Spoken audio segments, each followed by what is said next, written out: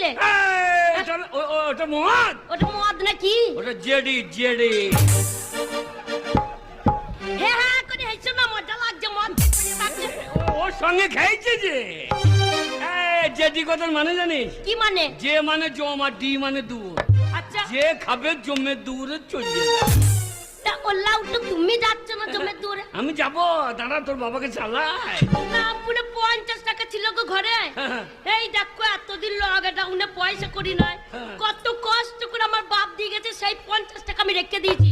না মনে সেই 50 টাকা নিয়ে মদের দোকানে চলে গেছে। তুই মদ খেয়ে একেবারে পড়বি পর, একবার মনিহারি দোকানের সামনে ল্যাংট হয়ে পড়ে, আবার ল্যাংট হয়ে পড়ে আছে। যদি লুঙ্গিটাও থাকে তাও হয়, লুঙ্গিটা তো নাই, আবার চিত হয়ে পড়ে আছে। এই কথা কে বললো তোকে?